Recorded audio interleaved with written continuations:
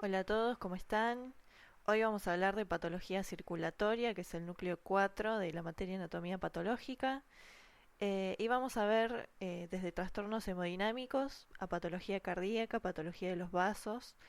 Ya les adelanto que esta es una clase pesadísima porque vamos a ver muchos conceptos, pero bueno, traté de que la mayoría de las cosas que van a ver en la guía estén en la clase, porque no vamos a tener el práctico, pero traten de tener la guía resuelta, de hacer las preguntas, de preguntar por el foro, y si no, de última, nos pueden preguntar a la clase que viene. Y bueno, vamos a arrancar. Como siempre, acá les dejo el listado de objetivos que también lo tienen en la guía, para que lo usen justamente de guía para poder ir estudiando, para que sepan cuáles son los conceptos que vamos a ver hoy, que son varios. Y nada, esto es básicamente lo que se va a tomar del contenido. Van a tener 3 capítulos del Robbins, que son el de trastornos hemodinámicos, el de patología cardíaca y de patología de los vasos. No se enrosquen porque todo lo que necesitan saber va a estar en la guía y en la clase. Los capítulos son muy amplios y se van muy por las ramas, pero estos son los conceptos que tienen que saber y a los que les vamos a prestar atención. Bueno, la clase de hoy en realidad se podía organizar de muchas maneras. Yo elegí hacerlo de esta manera, separándolo por distintos componentes para que vayamos viendo por partes las cosas. Primero, como ven acá, vamos a ver ciertas cosas que afectan principalmente a la circulación, a todo lo que es la hemodinamia. Vamos a ver edema, congestión y shock. Después vamos a hablar sobre la hemostasia, sobre lo que es la hemorragia y la trombosis. Y después vamos a ver embolia. Y lo mismo vamos a hacer con las patologías cardíacas y después con la patología de los vasos.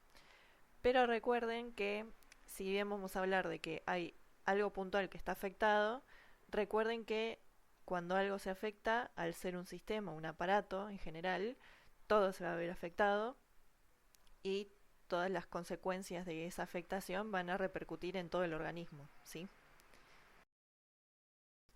Bueno, vamos a empezar hablando sobre la distribución del agua en el cuerpo. Nosotros somos un 60% de nuestro peso agua y 2 tercios de esta agua es intracelular, o sea que está dentro de las células. Y el resto se va a encontrar en el compartimento extracelular, o sea fuera de las células, y sobre todo en el intersticio, que también se llama tercer espacio, que está entre las células. Una sola pequeña parte la vamos a encontrar en lo que es el plasma sanguíneo, y el desplazamiento de agua y de solutos, como son las sales de bajo peso molecular, entre estos espacios intravascular e intersticial, viene controlado por los efectos contrarios de la presión hidrostática que le ejerce el vaso y la presión coloidosmótica u oncótica que le ejerce el plasma, sobre todo las proteínas del plasma. En condiciones normales, el flujo de salida de líquido al intersticio queda compensado con la entrada de líquido en el extremo vascular, o sea, la entrada y la salida están equilibradas y una pequeña parte de ese líquido que resta, que queda, puede quedar en el intersticio y se va a drenar por los vasos linfáticos para regresar a la corriente circulatoria a través del conducto torácico.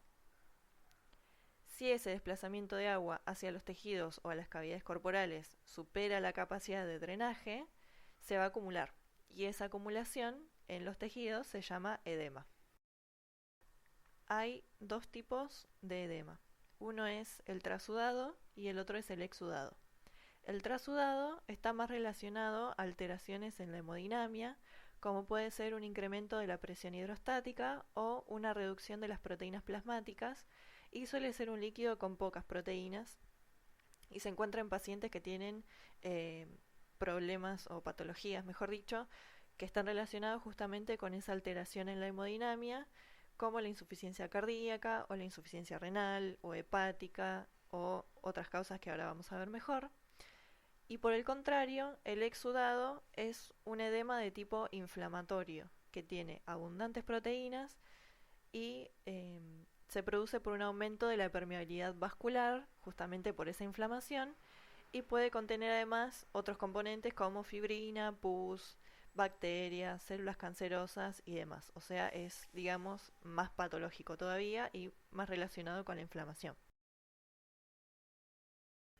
Bien, como les decía, las causas de edema, que aplican sobre todo al trasudado, son un aumento de la presión hidrostática, que se puede deber a una alteración focal del retorno venoso, como es la trombosis venosa profunda en una pierna, que puede generar un edema localizado, o un aumento generalizado de la presión venosa con edema sistémico, como es la insuficiencia cardíaca congestiva, que también la vamos a ver más adelante.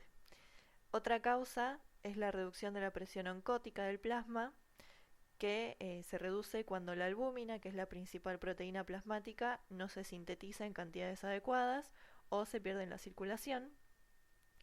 Y una causa importante de la pérdida de albúmina es el síndrome nefrótico, en el que los capilares glomerulares se vuelven permeables, y también una reducción en la síntesis de albúmina en las hepatopatías graves, como es una cirrosis, o también por malnutrición proteica. Después tenemos otra causa, que es la retención de sodio y agua, que provoca un aumento de la presión hidrostática, porque bueno, al retener sodio y agua aumenta el volumen de líquido intravascular, y una reducción de la presión coloidosmótica vascular por dilución. O sea, al aumentar la cantidad de volumen, esas proteínas que están en la sangre se van diluyendo. Se retiene sal siempre que la función renal esté alterada, como sucede en las nefropatías renales primarias y en los trastornos que reducen la perfusión renal. Y por último tenemos la obstrucción linfática, que producen linfedema, que es típicamente localizado, y las causas incluyen inflamación crónica con fibrosis, tumores malignos infiltrantes, una rotura física, lesiones por radioterapia y algunos agentes infecciosos.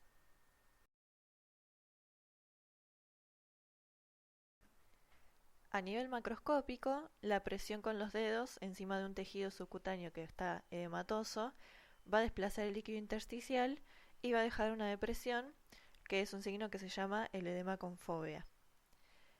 En cambio, a nivel microscópico, se caracteriza por un aumento en la separación de las células entre sí, un leve aumento de tamaño de las células también, un aumento del espacio intersticial, y también puede haber células inflamatorias y puede ser que encontremos a los vasos sanguíneos dilatados. Yo acá les dejé esta imagen, que es un corte histológico de un edema de pulmón, que era uno de los preparados que teníamos para la clase. Y en el edema de pulmón, las alteraciones hemodinámicas que vamos a encontrar es un aumento de la presión hidrostática por una insuficiencia cardíaca congestiva.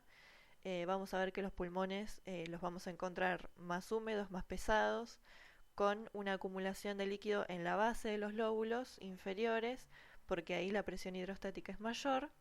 Y también vamos a encontrar congestión, fibrosis y engrosamiento de las paredes alveolares. También hay lesión de los pequeños vasos a nivel local, porque hay una lesión que provoca una fuga de los líquidos y proteínas al espacio intersticial, y finalmente lo vamos a encontrar en los alvéolos. Y cuando es difuso, también puede generar en el paciente lo que se llama el síndrome de dificultad respiratoria aguda. En esta imagen lo que vemos es que los alvéolos están ocupados por un material rosado homogéneo que distiende los alvéolos, que es justamente el edema, y también van a encontrar un infiltrado inflamatorio. Bueno, ahora pasamos a otros dos trastornos de la hemodinamia, que son la hiperemia y la congestión. Ambas se deben al aumento del volumen de sangre local, pero tienen sus diferencias.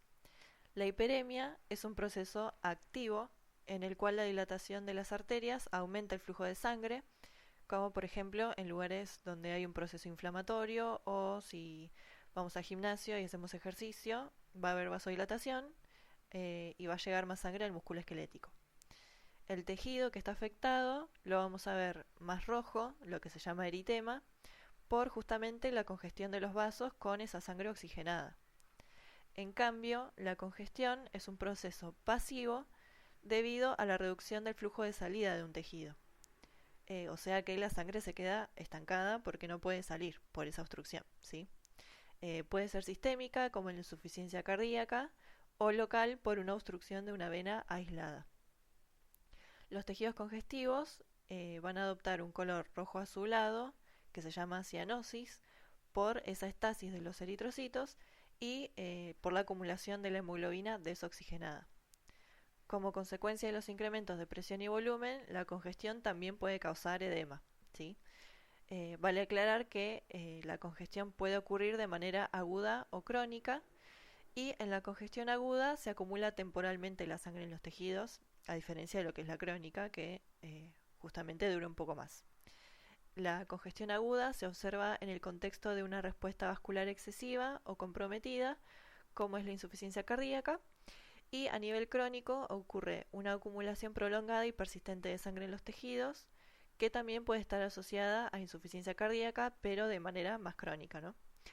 Se observan los vasos dilatados, hay infiltrado inflamatorio y puede existir fibrosis en el tejido, y a largo plazo ocasionar alteraciones estructurales de ese tejido y la pérdida de la función.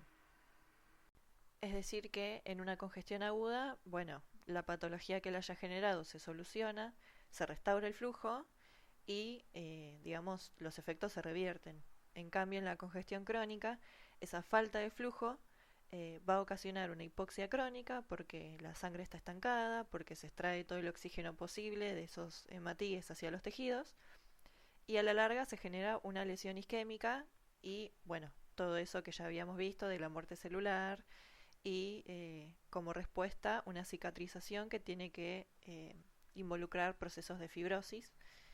Y bueno, en la congestión hepática crónica, como les dejo esta foto acá, hay lesiones que están más pardo rojizas por esa muerte celular, y hay otras zonas que es tejido pardo no congestivo y le da ese aspecto al hígado de lo que se llama nuez moscada, ¿no? Y acá, a nivel microscópico, vamos a encontrar que hay hemorragia centrolobulillar, que hay macrófagos cargados de hemosiderina, que es el producto que se genera por la degradación de esos eritrocitos, y va a haber degeneración de las células hepáticas, que son los hepatocitos.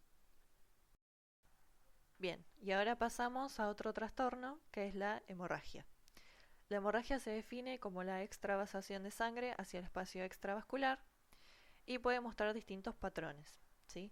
Puede ser externa o puede quedar contenida dentro de un tejido, y sea cual sea la opción, la acumulación se llama hematoma. Y después, más específicamente, tenemos otra clasificación con otros nombres según el tamaño, ¿sí? Las hemorragias más chiquitas, de 1 o 2 milímetros en la piel, las mucosas o las serosas, se llaman petequias. Las que son un poco más grandes, más de 3 milímetros, se llaman púrpuras. Los hematomas subcutáneos más extensos, de 1 o 2 centímetros, se llaman equimosis. Y según la localización, una acumulación de sangre en la cavidad corporal se llama hemotórax, si estamos hablando del tórax justamente, hemopericardio en el pericardio, hemoperitoneo en el peritoneo, o si hablamos de las articulaciones, se puede llamar hemartrosis. Acá en esta diapo les dejo dos casos distintos. Una es unas petequias que están en la mucosa del colon, y en la otra vemos una hemorragia intracerebral mortal, ¿sí? Estos se los dejo para una especie de recordatorio de pensar no solamente cuánta sangre perdemos, sino también la velocidad a la que la perdemos, porque es muy importante, ¿no? Yo puedo tener una anemia crónica donde pierdo a lo largo de meses 1 o 2 litros de sangre y que me genere nada, o sea, que sea asintomática y que solo se vea en los laboratorios que tengo una anemia. O también puedo llegar a sufrir un accidente de tránsito donde tenga una tremenda fractura de pelvis, sangre 2 o 3 litros de pérdida, y tenga un shock hipovolémico. ¿Sí? Eso también lo vamos a ver más adelante, pero es muy importante, ¿no? La velocidad y la cantidad. Bien, ya hablamos dentro de la hemostasia de la hemorragia, y ahora vamos con el equivalente patológico de la hemostasia, que es la trombosis. La trombosis implica la formación de un coágulo de sangre, que se llama trombo, en vasos intactos, y se habla de esta tríada de Virchow, que son las tres alteraciones primarias que ocasionan la formación de trombos. Y ahora vamos a ver un poco más cada una en detalle. Son la lesión endotelial, la estasis o flujo turbulento de la sangre y la hipercoagulabilidad de la sangre. En primer lugar, hablamos de la lesión endotelial. El endotelio es esa capa más interna que recubre los vasos sanguíneos, y con su pérdida, con su lesión, se genera una exposición de la matriz extracelular subendotelial que genera una adhesión de las plaquetas y toda la activación de la cascada de coagulación con esas vías que seguramente las estudiaron en ARTI3, si no me equivoco. Pero sin embargo, no es necesario que ese endotelio esté físicamente lesionado para que se produzca la trombosis, sino que cualquier alteración en el equilibrio dinámico de esas fuerzas protrombóticas y antitrombóticas que hay en el endotelio pueden generar fenómenos de coagulación. Es decir, las células disfuncionales pueden producir más factores procoagulantes o pueden sintetizar menos factores anticoagulantes y generar una trombosis. Es posible inducir una disfunción mediante otro tipo de agresiones como son la hipertensión, el flujo turbulento de sangre, endotoxinas bacterianas o por radiación o por alteraciones metabólicas como ya vimos en la clase 3 de hipercolesterolemia familiar, o sea, por la acumulación de placa, o también por toxinas, por ejemplo, a partir de el humo del tabaco. Lo segundo que puede ocurrir es que haya una alteración del flujo de la sangre. ¿Sí? La turbulencia contribuye a la trombosis porque produce disfunciones o lesiones en el endotelio y porque genera contracorrientes o bolsas de estasis a nivel local.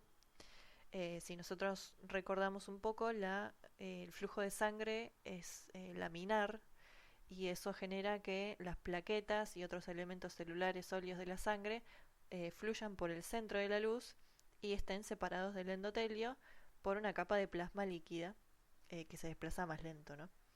Y por lo tanto, la estasis y las turbulencias van a generar una activación del endotelio, van a fomentar la actividad procoagulante y la adherencia de glóbulos blancos y demás. Se va a interrumpir el flujo laminar y eso va a generar que las plaquetas entren en contacto con el endotelio y se genere justamente la trombosis y además van a generar una obstrucción que va a impedir el lavado y la dilución de los factores de coagulación que se van a activar en ese lugar y van a generar un trombo.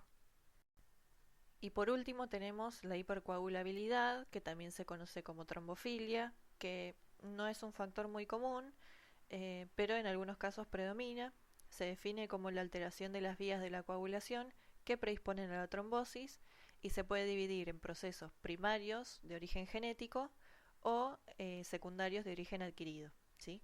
Dentro de las causas hereditarias, esto es algo que se preguntaba en la guía, si mal no recuerdo, tenemos mutaciones del gen del factor 5, de la protrombina, que son los más frecuentes, y en cuanto a las adquiridas, tenemos una mayor estancia en la cama o inmovilización prolongadas, que genera un estancamiento de la sangre, infartos de miocardio, fibrilación auricular, lesiones tisulares, como puede ser durante una cirugía o por una fractura o quemaduras, y también el cáncer. Recuerden que los trombos se pueden generar en cualquier nivel del aparato cardiovascular, como por ejemplo en las cámaras cardíacas, que es común en la fibrilación auricular, que se desarrollen trombos por alteración del flujo a nivel de las aurículas. También pueden suceder en las válvulas, pueden suceder en las arterias, en las venas o en los capilares. Los trombos arteriales o cardíacos pueden aparecer en focos de lesión endotelial, por ejemplo en la acumulación de placa, o donde hay turbulencia, que es generalmente donde se bifurcan las arterias, y los venosos se localizan a nivel de lugares donde hay estasis. ¿Sí? Por ejemplo, en los miembros inferiores, si hay un paciente que está en cama y que no circula, generalmente se le hacen trombos en los miembros inferiores. A nivel macro y micro, vamos a ver que en los trombos se generan unas laminaciones que se llaman líneas de Sahn, que son láminas donde se depositan plaquetas y fibrina de color pálido que alternan con capas más oscuras que son ricas en glóbulos rojos, y estas láminas indican que el trombo se estuvo formando mientras la sangre fluía y permite distinguirlo de los trombos previos a la muerte de los coágulos que no se laminan, que son los que se generan posterior a la muerte. Los trombos arteriales con frecuencia son oclusivos y suelen afectar a las arterias coronarias, cerebrales y femorales, Y en cambio, la trombosis venosa, que también se llama flebotrombosis, también suele ser oclusiva, pero el trombo forma un molde a lo largo de la luz. Como estos trombos se forman adentro de la circulación venosa, que va más lento, suelen contener más glóbulos rojos mezclados con menos plaquetas, por lo que se llaman trombos rojos o de estasis. Las venas de las extremidades inferiores son las más afectadas por lejos, en el 90% de los casos, pero también puede haber trombos en las venas de las extremidades superiores, en las venas ováricas, en las venas que llegan a la próstata, las periuterinas y demás. Acá les dejé esta nota, que también era una pregunta de la guía: no confundir la flebotrombosis, que es la trombosis venosa, con la tromboflebitis, que en realidad lo que sucede es al revés. Primero hay una inflamación a nivel vascular y después se forma el trombo. Como ven acá, el trombo puede evolucionar de distinta manera. Si el paciente sobrevive a la trombosis inicial, en los días o semanas que siguen, el trombo sufre una combinación de estas cuatro posibles evoluciones, que son por un lado la propagación, donde el trombo se vuelve más grande porque se le acumulan más plaquetas y más fibrina. El trombo se puede generar, se puede soltar, digamos, del lugar donde está adherido y transformarse en un émbolo y desplazarse a otro lugar de la vasculatura. También se puede disolver por producto de la fibrinólisis y puede generar una retracción rápida y desaparición completa de esos trombos. O se puede, por último, organizar y recanalizar de forma que se reorganizan esas células endoteliales, esas células musculares y los fibroblastos que están creciendo alrededor del trombo, y se forman unos conductos que recuperan la continuidad de la luz, aunque en un grado variable, y generalmente la luz termina siendo de un menor tamaño que la original por justamente la acumulación de todas estas cosas. Ahora bien, puede suceder que el paciente forme trombos de manera masiva y desarrolle lo que se conoce como coagulación intravascular diseminada. Y bueno, son trombos que no se ven en la macroscopía a nivel del ojo, pero van por la microcirculación y pueden generar una insuficiencia circulatoria difusa, sobre todo a nivel cerebral, pulmonar, cardíaco o renal.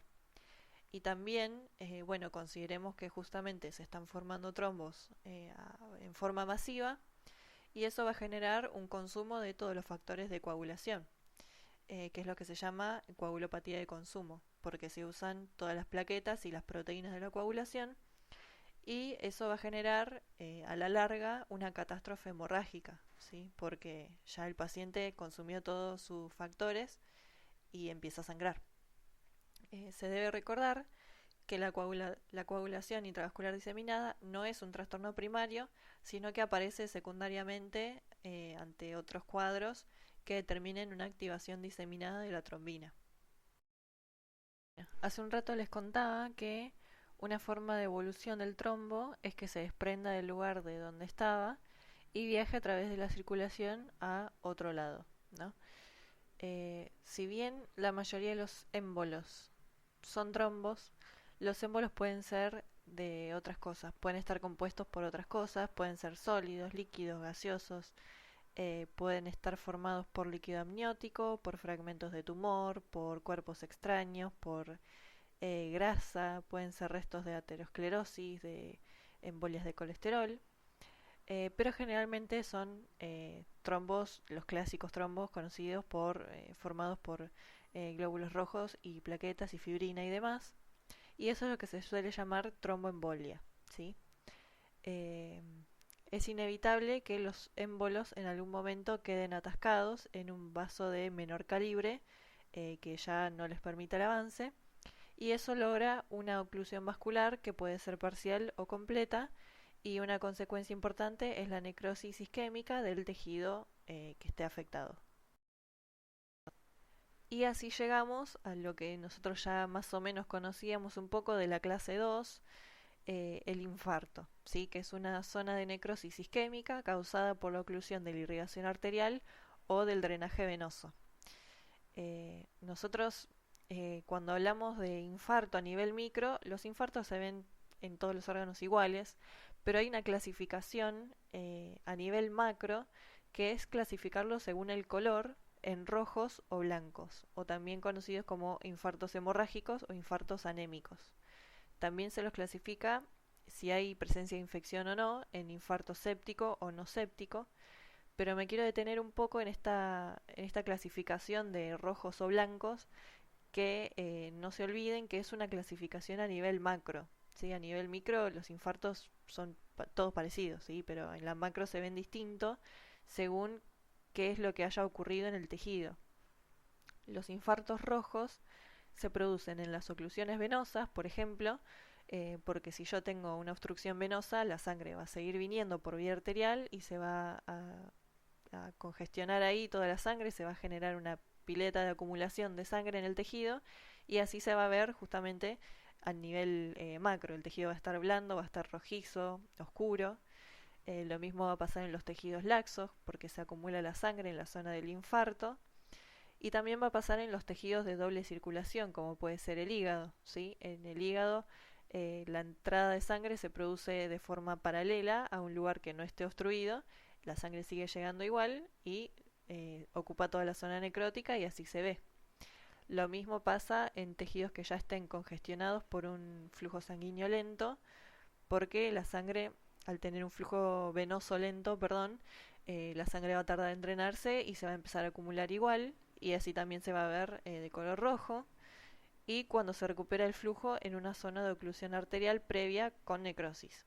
¿Sí? Esas son las posibles cosas que pueden suceder para que se vea un infarto rojo.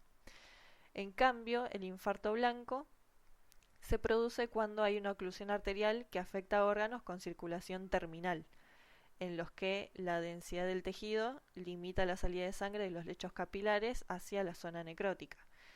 Es decir, si yo tengo una circulación arterial terminal, no va a poder venir sangre de otro lado y eventualmente se va a vaciar ese lugar de la sangre que haya y se va a ver de color blanco.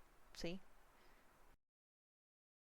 Casi todos los infartos se deben a oclusiones arteriales de origen trombótico o por un émbolo, pero algunos infartos se producen por otros mecanismos, como puede ser un espasmo local de los vasos sanguíneos, o una hemorragia dentro de una placa de ateroma, o por una compresión extrínseca de un vaso a causa de un tumor que lo esté comprimiendo, o causas menos frecuentes todavía, como son la torsión de un vaso, como puede ser en la torsión testicular o en un vólvulo intestinal, o roturas traumáticas o el compromiso vascular por un edema, como es el síndrome compartimental, o por atrapamiento de un saco herniario.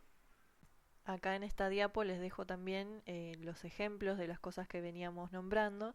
Fíjense que a la izquierda arriba tienen un infarto rojo que sucedió en un pulmón, y a comparación del que tienen al lado, que es un vaso, que tiene un infarto blanco. Fíjense el cambio de coloración, ¿no? Y a la derecha también tienen un infarto blanco, pero de riñón. En cambio, en las dos fotos de abajo, a la izquierda tienen una torsión testicular que va a generar una congestión tremenda de sangre porque se compromete la irrigación, pero también se compromete el drenaje, entonces va a generar un infarto rojo. Y lo mismo va a suceder con el vólvulo intestinal, que es la última imagen. Fíjense lo rojo y lo congestivo que está. Recuerden que la característica histológica predominante del infarto es la necrosis coagulativa, que también ya la vimos, y es importante que recuerden que si la oclusión se produce al poco tiempo antes de que fallezca la persona, puede ser que no se encuentren alteraciones histológicas, dado que el tejido tarda más o menos entre 4 o 12 horas en mostrar una necrosis franca. Existe una inflamación aguda en los márgenes de los infartos a las pocas horas, que suele estar mejor definida también al rato de 1 o 2 días, y al final esa respuesta inflamatoria se sigue de una respuesta reparativa, que comienza justamente en los márgenes que quedaron conservados. En los tejidos más estables se puede producir una regeneración tisular en esa periferia porque ahí se conserva la arquitectura del estroma, pero la mayor parte de los infartos se sustituyen generalmente por una cicatriz. Y el encéfalo es la excepción a estas normas. Recuerden que en el sistema nervioso central se producía una necrosis licuefactiva. Y esto es algo que me quedó de aclarar de ese teórico que les di yo también, que la necrosis licuefactiva se produce en el sistema nervioso central, pero recuerden que también puede ser aguda en cualquier sitio donde se produzca una infección bacteriana o micótica, donde se acumule pus. Pero generalmente yo les di el ejemplo del sistema nervioso central porque es como el ejemplo, ¿sí? Pero nada, recuerden que generalmente si hay un infarto hay una necrosis coagulativa y generalmente esto termina en una cicatriz porque recuerden que se conserva la arquitectura del estroma, salvo en esos casos. Y ahora venimos con eso que les había adelantado, que es el shock, que es la vía final común de varios acontecimientos clínicos que pueden ser hemorragias muy graves, como les contaba cuando les describía las hemorragias, los traumatismos, las quemaduras, infartos de miocardio grandes, embolia pulmonar masiva, sepsis microbiana, y se caracteriza por una hipotensión sistémica debida a una reducción del gasto cardíaco o a una disminución del volumen de sangre circulante eficaz. Las consecuencias son una alteración de la perfusión tisular con hipoxia celular y al principio la lesión es reversible, como suele suceder, pero en un shock prolongado acaba produciendo una lesión tisular irreversible que con frecuencia resulta mortal para el paciente. Las causas de shock se pueden clasificar en tres categorías. La primera es el shock cardiógeno o cardiogénico, lo van a encontrar también, que se debe a un bajo gasto cardíaco por fallo de la bomba cardíaca, o sea, el fallo del músculo cardíaco para eyectar la sangre. Y se puede deber a una lesión propia del miocardio, como puede ser un infarto, o por arritmias a nivel ventricular, por compresión extrínseca, como puede ser una pericarditis, o sea que el pericardio se le acumule líquido o sangre o algo le suceda que comprima y impida que funcione la bomba cardíaca, o también por obstrucción al flujo de salida, como puede ser una embolia pulmonar. El segundo tipo es el shock hipovolémico, que se debe a un bajo gasto cardíaco por pérdida de volumen, de plasma o de sangre, como puede ser en eso que les nombraba, que es una hemorragia masiva, o pérdida de líquido por quemaduras graves o deshidratación. Y por último tenemos el shock séptico, que se debe a una vasodilatación y estancamiento periférico de la sangre como parte de una reacción inmune sistémica frente a infecciones bacterianas o micóticas. También hay otros tipos en realidad de shock, pero estos son los principales. Si quieren se los menciono. Hay el shock neurógeno, por ejemplo, que se produce por un traumatismo a nivel medular, o el shock anafiláctico, donde hay una vasodilatación sistémica con aumento de la permeabilidad de los vasos por una reacción de hipersensibilidad, por IgE y demás. Pero nos vamos a quedar con estos tres que son los principales. Y acá nos vamos a detener un poco en lo que es la patogenia del shock séptico, que por ahí es un poco más complicado de entender que los otros dos, que bueno, en uno hay una disminución del volumen circulante eficaz y en el otro tenemos una falla de la bomba cardíaca, pero acá hay otros factores que están involucrados que ahora les voy a explicar. En el shock séptico, la vasodilatación sistémica con acumulación periférica de la sangre va a determinar una hipoperfusión del tejido, aunque esté conservado ese gasto cardíaco o incluso aumentado en fases tempranas. Esa alteración se puede asociar a una activación masiva de las células endoteliales con daño de estas células que con frecuencia provoca una situación de hipercoagulabilidad que se manifiesta también con eso que también les hablé, que es la coagulación intravascular diseminada, y además se asocia a cambios metabólicos que suprimen la función celular. O sea que todas estas alteraciones va a generar una disfunción de múltiples órganos. La capacidad de diversos gérmenes de producir el shock séptico es compatible con la idea de que varios elementos microbianos pueden empezar el proceso del shock. Los macrófagos, los neutrófilos y otras células del sistema inmunitario van a expresar, del sistema inmunitario innato, ¿no? Van a expresar una serie de receptores que responden a diversas sustancias que se originan en los microorganismos y cuando se activan, estas células van a liberar mediadores inflamatorios y otros factores inmunosupresores que van a modificar la respuesta del huésped.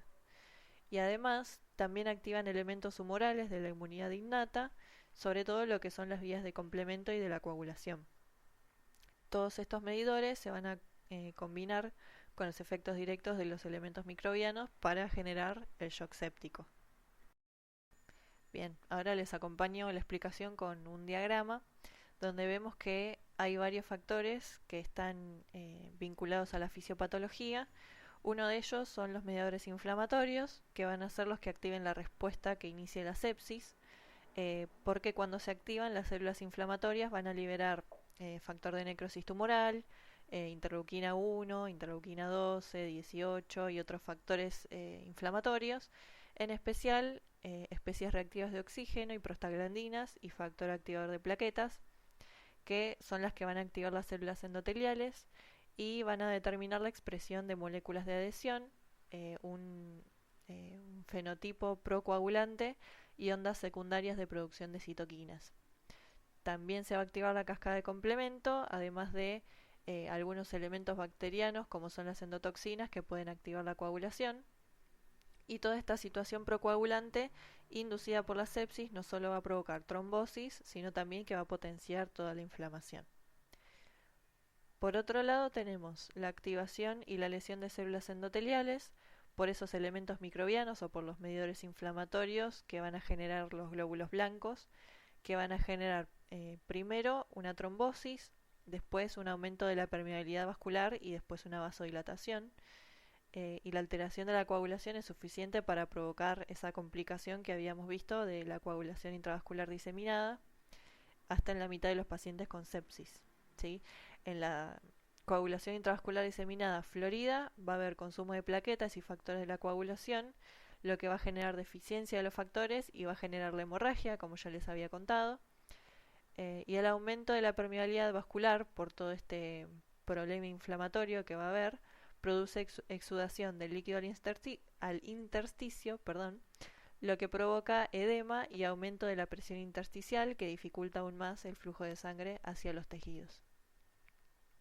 También tenemos alteraciones metabólicas porque los pacientes sépticos muestran una resistencia a la insulina con hiperglucemia y es esa hiperglucemia la que va a reducir la función de los neutrófilos porque suprime su actividad bactericida y además aumenta también la expresión de moléculas de adhesión en las células endoteliales. Por otro lado tenemos la inmunosupresión porque el estado hiperinflamatorio que inicia la sepsis puede activar mecanismos inmunosupresores contrarreguladores. Y por último tenemos la disfunción orgánica. La hipotensión sistémica, el edema intersticial y la trombosis de vasos pequeños van a reducir el aporte de oxígeno y nutrientes a los tejidos, que van a ser incapaces de utilizar los nutrientes que llegan de forma adecuada por cambios en el metabolismo de las células. Y en último término, estos factores van a terminar produciendo una insuficiencia multiorgánica, ¿sí? Que involucre a los riñones, al hígado, a los pulmones, al corazón y demás, hasta que pueda generarle la muerte al paciente. Bien, ahora sí llegamos a la segunda parte de la clase, según cómo lo organicé yo, donde vamos a hablar de patologías a nivel cardíaco, que les remarco también tiene que ver a nivel sistémico todo con todo, y vamos a empezar hablando de la insuficiencia cardíaca. La insuficiencia cardíaca se produce cuando el corazón es incapaz de bombear la sangre a una velocidad suficiente para satisfacer las demandas metabólicas de los tejidos o consigue hacerlo a unas presiones de llenado más elevadas.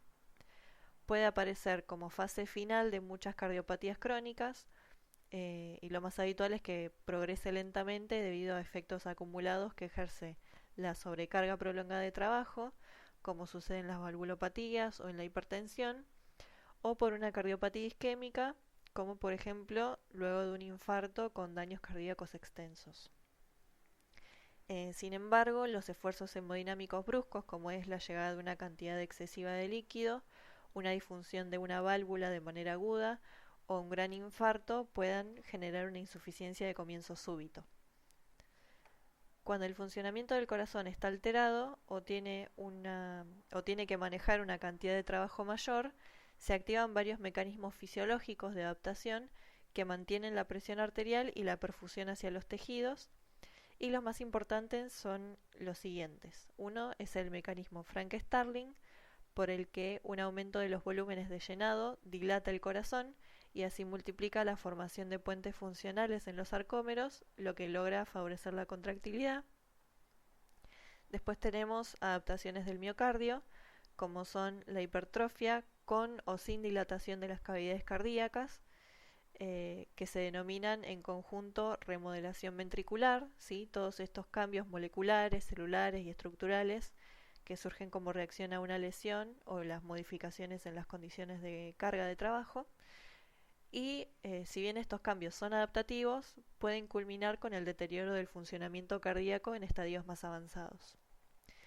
Y también tenemos la activación de los sistemas neurohormonales, como son la liberación de noradrenalina o de adrenalina, que van a acelerar la frecuencia cardíaca y potenciar la contractilidad, o la activación del sistema renina-angiotensina-aldosterona, que va a aumentar la reabsorción de sodio y agua y va a aumentar el volumen plasmático, y también eso va a afectar a lo que es la contractilidad del corazón. También va a tener que ver el Frank Starling porque están todos relacionados. Y también se va a liberar péptido natriurético auricular. Estos últimos dos van a corregir los volúmenes de llenado y las presiones. Como ven acá en esta ilustración, lo que quería que se entendiera con esto es que la hipertrofia cardíaca a nivel del músculo no va a venir acompañada de nuevos vasos que puedan compensar ese aumento en la necesidad de oxígeno y de nutrientes que va a tener ese corazón que ahora está hipertrofiado. Y es más, en algunos casos también vamos a ver que va a ocurrir un depósito de tejido fibroso. Entonces, todo ese nuevo esfuerzo que está haciendo el corazón, que ahora tiene células hipertrofiadas que están trabajando de más y que no tienen una demanda de oxígeno y de nutrientes adecuada, en algún momento va a terminar, digamos, claudicando o dándose por vencido, entre comillas, porque el esfuerzo ya lo supera. El patrón de hipertrofia que siga ese músculo cardíaco nos va a decir algo de cuál fue el estímulo que lo generó. Como respuesta al aumento de presión, como es en la hipertensión o en una valvulopatía como una estenosis aórtica, los ventrículos van a adquirir una hipertrofia por sobrecarga de presión, que lo que se genera es un agrandamiento concéntrico del espesor de la pared, o sea que la pared se va a agrandar, se va a engrosar hacia el centro de la luz y va a disminuir el tamaño de la luz y de la cavidad. En cambio, en la hipertrofia por sobrecarga de volumen se genera una dilatación de los ventrículos, que tiene que ver con cómo se disponen los nuevos sarcómeros en ese músculo, y por eso en la dilatación ventricular vamos a poder encontrar un grosor de la pared que puede estar aumentado, normal o menor de lo habitual. En esta imagen que tienen también en el libro van a ver una comparación de las distintas patologías. En la imagen B, el corazón del medio, que es el más chiquitito, es el normal, y el que está a la izquierda y en la primera imagen también son dos corazones que tienen una hipertrofia por presión, por sobrecarga de presión. Como ven, tienen mayor masa y la pared ventricular está bien gruesa, mientras que el que está en la punta del todo a la derecha también está aumentado de tamaño el corazón, pero la cavidad está dilatada y el espesor de la pared es normal. Lo mismo van a ver a nivel micro, que son las dos imágenes de abajo. A la izquierda tienen el miocardio normal y al lado tienen el miocardio hipertrofiado, donde se ve un aumento del tamaño celular y de las dimensiones del núcleo en esos miocitos que están hipertrofiados. Bien, y esta diapo la dejé para que juntos intentemos integrar lo que es la clínica de la insuficiencia cardíaca, más que nada como un breve comentario, porque esto lo van a ver mejor el año que viene con medicina interna, pero pensemos que sea cual sea la causa de la insuficiencia cardíaca, va a disminuir el gasto cardíaco y va a disminuir la perfusión de los tejidos, o sea, hacia la parte arterial va a disminuir el flujo sanguíneo y ese flujo se va a acumular en la parte venosa del cuerpo, o sea que a nivel, por ejemplo, periférico, en los miembros inferiores, vamos a tener edema, o también vamos a tener edema pulmonar, o los dos, y ese edema que esté a nivel de los pulmones, al principio por ahí el paciente va a estar asintomático, pero se va a ir acumulando, le va a generar tos, le va a generar disnea, ¿sí? Falta de aire, que va a empezar por el ejercicio o por la actividad, y más tarde va a evolucionar hasta el reposo, donde el paciente con la mínima actividad, estando sentado o incorporándose en la cama, ya le va a faltar el aire. Y después, cuando avanza más el cuadro, eso se va a seguir agravando hasta generar lo que es lo que se llama ortopnea, que es una disnea en decúbito, o sea, cuando el paciente está acostado, que mejora en bipedestación, que exige que el paciente te cuente que tiene que dormir con varias almohadas, o que si se acuesta le falta el aire, o que sigue avanzando y genera lo que es una disnea paroxística nocturna, o sea que el paciente se acuesta a la noche y se levanta en medio de la noche y la madrugada agitado porque le falta el aire, porque no puede respirar, siente que se ahoga. Y si no, si pensamos en el sistema arterial, va a disminuir el flujo hacia ciertos lugares, como puede ser a nivel cerebral y le va a generar confusión, o hacia nivel de los riñones, y eso va a activar, como les decía, otros mecanismos como son el sistema renina-angiotensina-aldosterona, y también va a empezar a retener sal y agua, eso va a expandir los volúmenes de líquido intersticial y también intravascular, y va a empeorar todavía más el edema a nivel de pulmón o a nivel tisular periférico, ¿sí? Ahora volvemos a hablar de infarto, pero esta vez aplicado al corazón, donde hablamos de cardiopatía isquémica, que es la designación genérica que recibe un grupo de síndromes que están relacionados por la fisiopatología y asociados a una isquemia miocárdica. O sea que hay un desequilibrio entre la llegada de sangre oxigenada y las necesidades del corazón, que no solamente va a afectar la oxigenación, sino que también va a reducir la disponibilidad de nutrientes que le lleguen al corazón y va a disminuir la posibilidad de que en esa sangre que se está yendo del corazón se vayan los desechos metabólicos productos de la respiración celular, por ejemplo, a nivel miocárdico. En más del 90% de los casos, la causa de la isquemia es la disminución del flujo sanguíneo por lesiones ateroscleróticas obstructivas en las arterias coronarias, y por lo tanto también se dice que la cardiopatía isquémica se llama arteriopatía coronaria o cardiopatía coronaria. La cardiopatía isquémica suele revelarse o ocurrir como alguno o varios de los siguientes síndromes. Uno es el infarto de miocardio, que es la forma más importante de cardiopatía isquémica, en la que la isquemia provoca la destrucción del músculo cardíaco. O también puede suceder la angina de pecho, en la que la isquemia no tiene la intensidad suficiente para causar el infarto, pero puede ser precursor de ese. También puede ocurrir una cardiopatía isquémica crónica con insuficiencia cardíaca o la muerte súbita. La gran mayoría de los pacientes, un 90% de ellos, presentan aterosclerosis como mínimo en una de las arterias coronarias que irrigan el corazón. Y por regla general, las manifestaciones clínicas de la aterosclerosis coronaria se deben al estrechamiento progresivo de la luz de las arterias, que conduce a una estenosis, que son obstrucciones fijas, o a la rotura brusca de la placa con una trombosis agregada que pone en peligro el flujo de la sangre. Habitualmente hace falta una lesión permanente que obstruya o ocluya, mejor dicho, al menos el 75% de la luz para provocar una isquemia sintomática desencadenada por el ejercicio. Es característico que los síndromes coronarios agudos se activen por la transformación repentina de una placa que estaba estable hasta ese momento en una lesión aterotrombótica inestable y mortal, debido a una rotura o a una erosión superficial, una ulceración, una fisura o una hemorragia de la placa, ¿sí?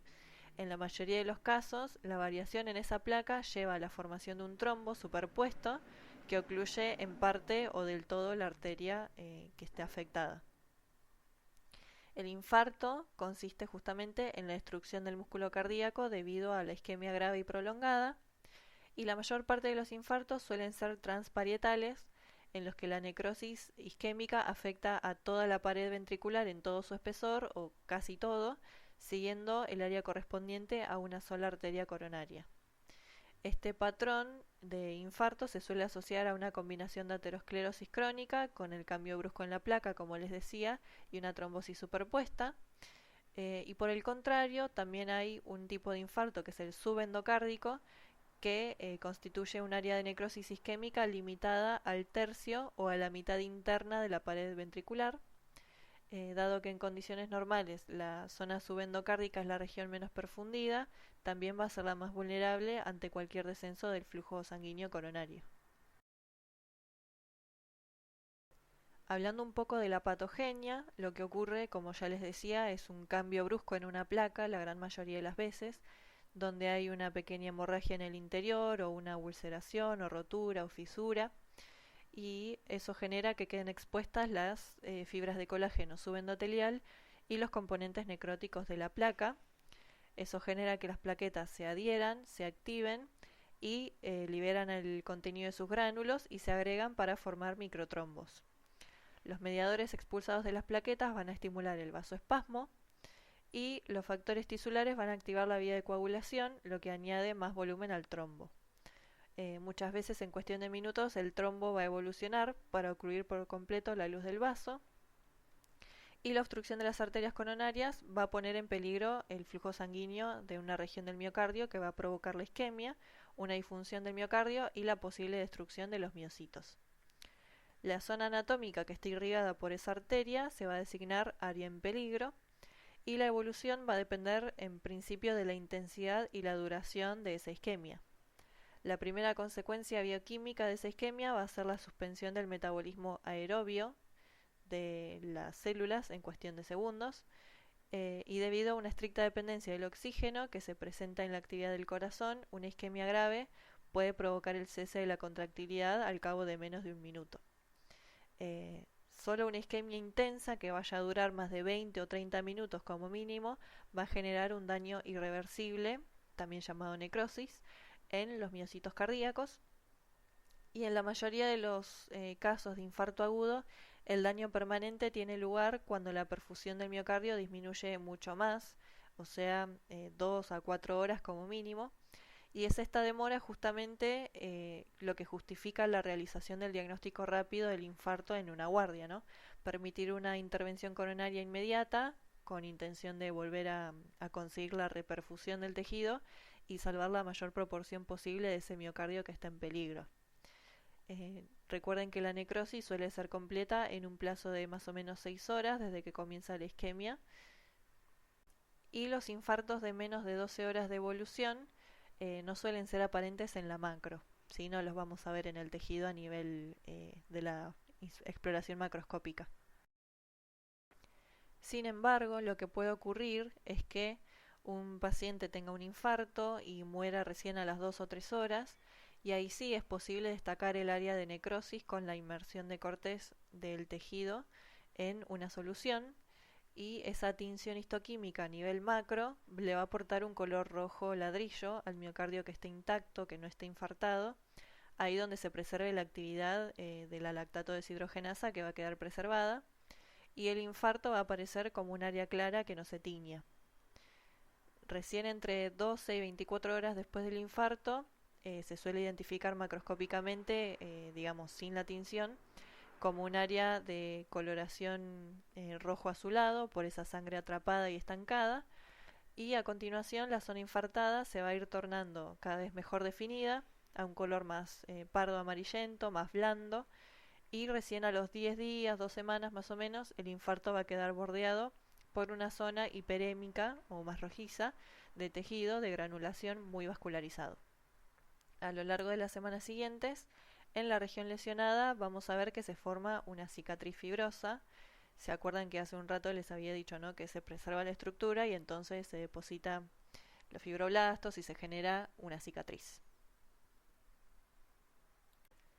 En cuanto a los cambios histopatológicos, las alteraciones típicas de la necrosis se hacen detectables recién a las primeras 6 a 12 horas, y en la periferia del infarto puede haber lo que llamamos fibras onduladas, que seguramente tengan que ver con la tracción que hacen los miocitos que todavía están viables por sobre las fibras muertas que no se contraen, que están justo al lado, y eso va a causar estiramientos y pliegues. El músculo necrótico va a producir una inflamación aguda que se va a ver más entre los primeros 3 días, y a continuación los macrófagos van a eliminar a los miocitos que estén necróticos alrededor de la semana. Y la zona lesionada va a ser progresivamente reemplazada por un tejido de granulación, que es un tejido altamente vascularizado, que es, digamos, la previa a lo que va a ser el tejido cicatrizal final, que la vamos a ver entre las primeras 2 semanas, y a medida que progrese la cicatrización se va a ir sustituyendo por tejido fibroso. En la mayoría de los casos la cicatrización está lo suficientemente avanzada hacia más o menos la 6ª semana, aunque la eficacia de la reparación depende del tamaño de la lesión original, del estado metabólico y del estado inflamatorio del paciente. Muy bien, ahora sí, terminando esto, llegamos a la última parte, que son los trastornos vasculares. Ya les juro que falta poco. Vamos a empezar hablando sobre la aterosclerosis, que bueno, viene muy íntimamente relacionada con esto que les contaba del infarto, ¿no? Que es la principal causa en el 90% de los casos de un infarto de miocardio. Ojo acá que primero vamos a hablar de la arterioesclerosis, que significa literalmente endurecimiento de las arterias, y se trata de un término genérico que refleja el engrosamiento de la pared arterial y su pérdida de elasticidad. Existen 3 patrones generales dentro de este concepto, cada uno con sus consecuencias clínicas y anatomopatológicas. En primer lugar tenemos la arterioloesclerosis, que afecta a las pequeñas arterias y arteriolas y puede ocasionar isquemia distal. En segundo lugar tenemos la esclerosis de la media de Monkeberg, que se caracteriza por depósitos de calcio en las arterias musculares, que suele darse en personas mayores a 50 años. Y también, bueno, ese depósito puede generar una transformación metaplásica a hueso. Pero no obstante las lesiones no invaden la luz del vaso y en general no tienen mucha trascendencia clínica. Y ahora sí, por último, tenemos la ateroesclerosis, cuyas raíces griegas quieren decir papilla y endurecimiento, y es la configuración más frecuente e importante en la clínica, y por eso vamos a hablar más de esto en la siguiente diapo. La ateroesclerosis se caracteriza por unas lesiones de la íntima, llamadas ateromas o placas ateromatosas o ateroscleróticas, que sobresalen hacia la luz de los vasos. Cada placa ateromatosa corresponde a una lesión elevada con un núcleo grumoso, amarillo y blando, integrado por lípidos, en su mayoría colesterol y esteres de colesterol, y revestido por una cubierta fibrosa de color blanco. Además de la obstrucción mecánica que producen el flujo sanguíneo, estas placas también se pueden romper y va a dar lugar a la trombosis vascular, que ya la vimos, y también pueden debilitar la media que está debajo, o sea, la capa media de la arteria, y de ese modo pueden generar la formación de un aneurisma. Como toda patología crónica, hablamos de factores de riesgo que son modificables y algunos que son no modificables, como pueden ser el aumento de la edad, el envejecimiento, el sexo masculino, que tengamos antecedentes familiares o anomalías genéticas. Acá también entra la hipercolesterolemia familiar, que ya la habíamos nombrado en clase, cuando vimos patologías genéticas. Y en cuanto a los factores modificables, tenemos obviamente niveles elevados de colesterol en sangre, otras patologías como es la hipertensión o el tabaquismo, la diabetes y ya que haya proteína C reactiva aumentada en sangre, que habla de parámetros de inflamación. La ateroesclerosis se caracteriza por unas lesiones de la íntima, llamadas ateromas o placas ateromatosas o ateroscleróticas, que sobresalen hacia la luz de los vasos. Cada placa ateromatosa corresponde a una lesión elevada con un núcleo grumoso, amarillo y blando, integrado por lípidos, en su mayoría colesterol y esteres de colesterol, y revestido por una cubierta fibrosa de color blanco. Además de la obstrucción mecánica que producen el flujo sanguíneo, estas placas también se pueden romper y va a dar lugar a la trombosis vascular, que ya la vimos, y también pueden debilitar la media que está debajo, o sea, la capa media de la arteria, y de ese modo pueden generar la formación de un aneurisma. Hablando de la patogenia, ocurren las siguientes cosas. En primer lugar, una lesión endotelial que causa, entre otras cosas, un aumento de la permeabilidad vascular, la adhesión de leucocitos y una trombosis. Y bueno, si nos ponemos a pensar, hay una importante turbulencia hemodinámica con respecto a la heterogénea. Si pensamos que las placas se originan en lugares donde, por ejemplo, están la salida de los vasos, o puntos donde se ramifican las arterias, o en la pared posterior de la aorta, donde hay patrones de circulación alterados. En segundo lugar tenemos la acumulación de lipoproteínas, en específico de la LDL y de las formas oxidadas, en la pared del vaso, con adhesión de monocitos al endotelio, la migración de estos hacia la capa íntima de las arterias y su transformación en macrófagos y células espumosas, donde ocurren alteraciones como son un aumento de la cantidad de LDL, una disminución del colesterol HDL y un ascenso de la lipoproteína A, que es anómala en estos pacientes. Después lo que va a ocurrir va a generar una adhesión de las plaquetas, una liberación de los factores desde esas plaquetas activadas, desde los macrófagos y las células de la pared vascular, que va a generar una captación de las células musculares lisas a partir de la media o de sus precursores que estén circulando en la sangre. También va a ocurrir una proliferación de esas células musculares lisas y la producción de matriz extracelular. Y por último, se van a acumular lípidos a nivel extracelular y en el interior de las células, que son macrófagos o células musculares lisas. Obviamente este proceso va a tener sus complicaciones, como pueden ser la rotura, ulceración o erosión de la superficie de las placas de ateroma, que dé lugar a exposición de sustancias que son muy trombógenas y que incluso pueden generar una trombosis, que eventualmente pueda ocluir ya sea parcial o completamente la luz vascular, y si el paciente sobrevive, ese coágulo puede organizarse, incorporarse a la placa en crecimiento. También puede ocurrir una hemorragia dentro de la placa, que puede expandir el tamaño de la placa o también romperla. Puede haber una ateroembolia, donde la rotura de la placa condiciona la descarga de residuos ateroscleróticos al torrente circulatorio y genera émbolos.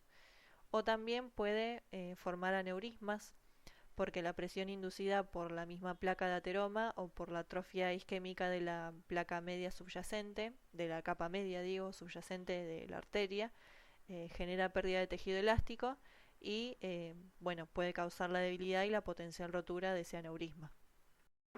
Por último, para terminar, les quería comentar un poco de lo que es la adaptación y los fenómenos que ocurren a nivel de los vasos. Para empezar, la adaptación vascular es un concepto que habla de la capacidad del sistema vascular para adaptarse y ajustarse a las condiciones por las que atraviesa el cuerpo, ¿sí? Por ejemplo, cuando hacemos ejercicio y hay un aumento de la demanda de oxígeno en un tejido, las arterias lo primero que hacen es dilatarse para aumentar el flujo sanguíneo y satisfacer la demanda de ese músculo. Pero también puede ocurrir a nivel patológico, justamente con lo que veníamos comentando de la formación de placas.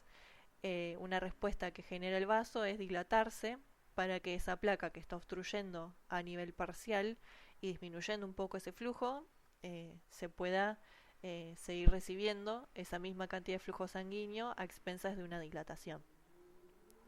Después, en segundo lugar, tenemos la compensación vascular, que se refiere a los cambios, los mecanismos que tiene el sistema vascular que utiliza para compensar una disminución del flujo o una disminución en la función del vaso. También ocurre en la aterosclerosis, que llega a un punto donde hay tanta acumulación de placa que ocurre un estrechamiento de la luz y el cuerpo puede intentar compensarlo mediante la formación de arterias colaterales, ¿sí? O sea, dado que hay un lugar que está obstruido, buscamos otra ruta, otras pequeñas arterias que desvían ese flujo para que la sangre llegue donde tenga que llegar y podamos sortear esa obstrucción y mantener el suministro de sangre al tejido que esté afectado. Pero por último, lo que ocurre es que esos mecanismos de adaptación no son suficientes y empieza a aparecer lo que se llama claudicación vascular, que es el dolor o la incomodidad que siente una persona, muy aplicado esto a, por ejemplo, a la arteriopatía periférica de los diabéticos, que lo sienten sobre todo en los miembros inferiores, que es muy común en las piernas, que lo sienten los pacientes al caminar o al hacer ejercicio, porque justamente estamos haciendo una actividad que requiere mayor demanda de oxígeno y de nutrientes y de flujo sanguíneo, y en realidad lo que sucede es que no se llega a satisfacer esa demanda, generalmente en los pacientes diabéticos por aterosclerosis, y entonces, como no se satisface esa demanda porque el flujo sanguíneo está disminuido, el paciente siente dolor. Es lo que en clínica generalmente se dice el supuesto mirador de vidrieras, porque es un paciente que va caminando hace 2 o 3 cuadras empieza ese dolor porque el músculo se está esforzando, no les llega bien el flujo sanguíneo, entonces sienten como ese calambre en las piernas y se tienen que detener a, no sé, a mirar algo, la vidriera, la calle, quedar separados, hasta que ese dolor pare y puedan continuar con la actividad. Sí, es un síntoma de lo que se llama enfermedad arterial periférica y nada, pasa generalmente con actividad física. ¿Sí? El dolor generalmente desaparece con el reposo y después el paciente puede seguir con su vida y nada, esto era todo. Muy bien, ahora sí, terminamos. Avisos generales, recuerden hacer la guía de preguntas, recuerden ver la clase la cantidad de veces que sea necesario, porque de nuevo hablamos de lo general, después lo aplicamos, después volvemos al principio. Puede marear porque son muchos conceptos, pero los tienen todos acá. También tienen una guía muy completa para contestar. Y no se olviden de hacer las actividades que van a estar en campus. Lean muy bien porque muy probablemente saque todo de acá de la clase. Presten atención. Y nada, nos despedimos. Queda el foro abierto para hacer todas las preguntas y dudas que tengan. Y nos vemos la próxima.